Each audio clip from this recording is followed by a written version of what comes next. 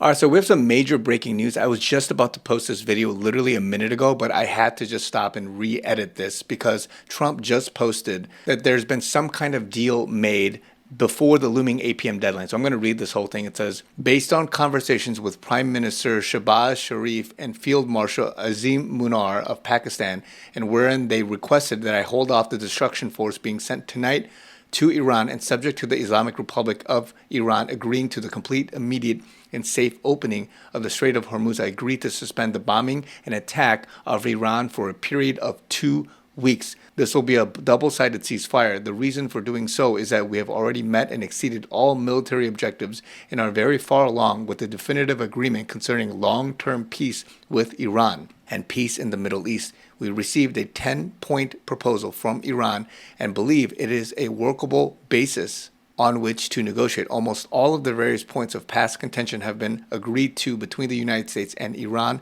but a 2-week period will allow the agreement to be finalized and consummated. On behalf of the United States of America as president and also representing the countries of the Middle East, it is an honor to have this long-term problem close to resolution. Thank you for your attention to this matter. Now, this is absolutely breaking news because we've seen video of children and women circling power plants and bridges because at the request of the Iranian state media and many other things, speculations, and especially this post where he also mentioned this viral post that so many people were going crazy over in the last 6 hours where he said a whole civilization will die tonight, never to be brought back again. I don't want that to happen, but it probably will. Again, Trump very much being himself, not bluffing. And again, I'm not saying that he's doing these things and he's going to do it, but that was what the media was going crazy over. So with that being said, I want to edit this video to the other half of it where I was doing some analysis and other things and reading other people's posts of what's really going on. So let's go back to that. And I want to read a couple of quick cute posts that talk about Iran. Post 1943 says, watch Iran, something incredible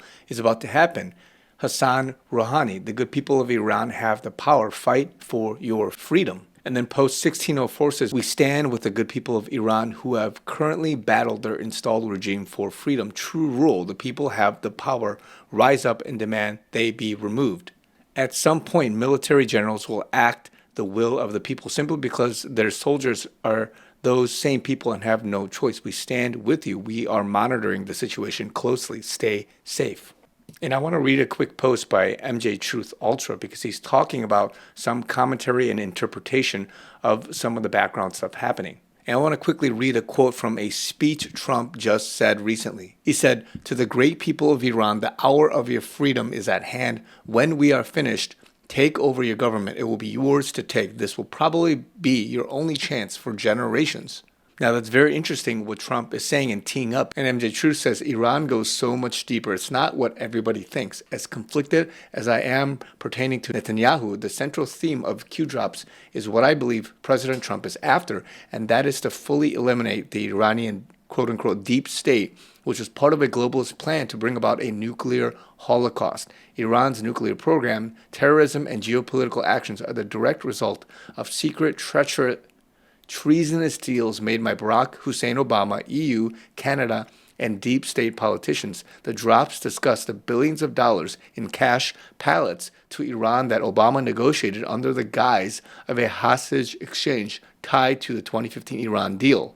Q insinuates that the pallets of cash were also untraceable bribes or kickbacks to deep state operatives, including Iranian leaders like Hussein Rouhani or U.S. politicians tied to Obama. In a nutshell, Barack Hussein Obama deliberately funded all of Iran's nuclear program, terrorism, and personal enrichment for corrupt elites. What damage can Iran do to Dems? Why does Hussein travel before or after POTUS foreign trips? Again, that's from one of the Q posts. This suggests Obama's travels were linked to coordinating with Iran, possibly to manage the fallout or benefits of the cash transfers. The President of the United States, as well as corrupt U.S. officials, sold our national security to a terrorist state for personal gain, and they were planning for, in my strong opinion, nuclear bombs to be detonated on U.S. soil, dirty bombs.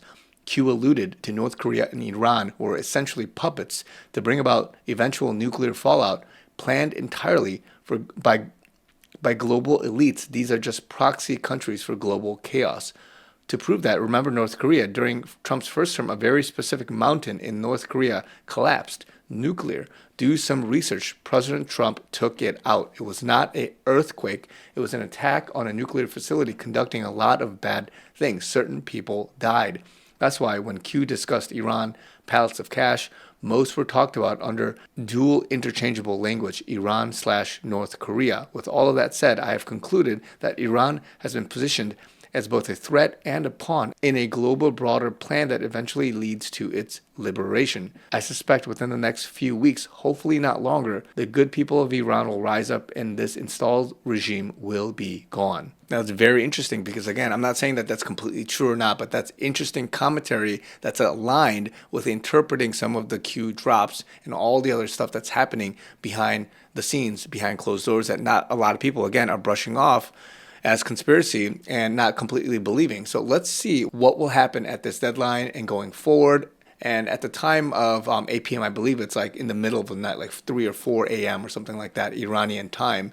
So let's see how the next day plays out. I don't think at 4 a.m. exactly something will happen. Who knows? Come back to this video if that happens. But I'm posting this before the deadline, and then for the next day or two, let's see what happens. But just wanted to give you guys this quick video, this commentary. If you guys want to support me and my mission, I would love your continued prayer and financial support. All the information is down in the link below. More videos to come. Love you guys. Talk to you guys very soon.